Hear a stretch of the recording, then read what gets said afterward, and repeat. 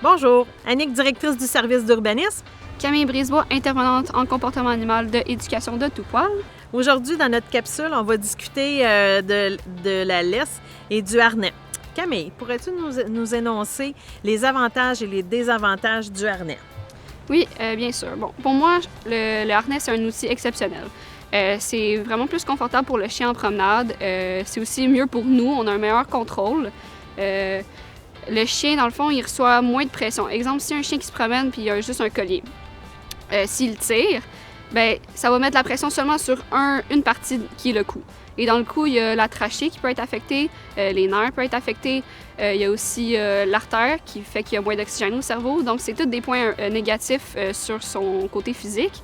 Et aussi, vu qu'il reçoit de la douleur, le chien, il peut avoir tendance à être réactif à certaines choses à cause de ça. Donc, c'est sûr que c'est pas bon pour son mental et son physique. Contrairement au harnais, le harnais, il y a une pression répartie sur le torse du chien.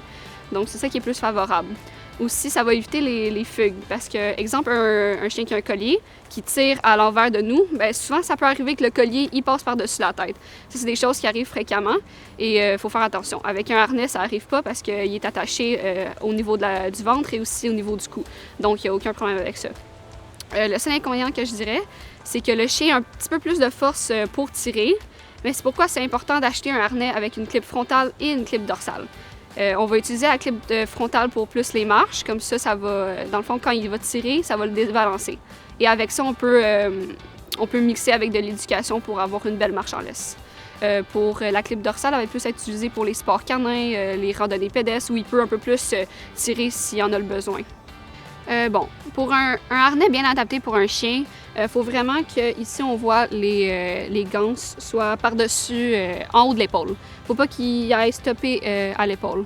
Parce que sinon, ça va faire que quand le chien va courir, bien, il va avoir une mauvaise élancée pour courir. Ce qui va être vraiment désagréable pour lui, ça qui peut créer aussi des problèmes d'épaule. Donc, on veut vraiment qu'il soit bien adapté, qu'il soit bien aussi adapté aussi sur le torse.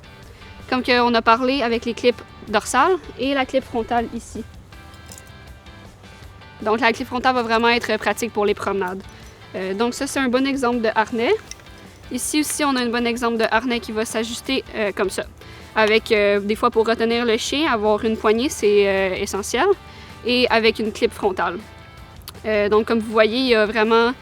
ici, c'est mince, donc il ne va pas avoir de problème par-dessus les épaules, ce qui est vraiment bénéfique. Pour ce qui est de la laisse, une laisse très solide. Moi, j'aime beaucoup les cordes d'escalade que beaucoup de compagnies offrent. Elles sont vraiment solides, il y a les clips de mousqueton, donc il n'y a pas aucune chance que ton chien il parte en fugue. C'est des bonnes laisses, des laisses solides qui vont assurer la sécurité pour nous et notre animal. Camille, quelle est la réglementation applicable provinciale par rapport au harnais? Bon, les laisses doivent avoir une longueur maximale de 1,85 m dans les lieux publics. Elle doit aussi être assez solide pour le poids du chien. Donc, si vous avez un chien de 100 livres, il faut que la laisse soit vraiment solide pour pas que la clip se détache, la corde se brise, des trucs comme ça. Pour ce qui est du harnais et du licou, les chiens de 20 kg et plus doivent obligatoirement porter un harnais ou un licou dans les lieux publics. Moi, je le conseillerais pour même les chiens de plus petite grandeur, pour les bienfaits que j'ai mentionnés plus tôt. Mais ça, c'est le règlement provincial du moment. Nous vous souhaitons une belle promenade avec votre animal et nous vous invitons à utiliser le harnais. Suivez-nous dans nos prochaines capsules. Merci!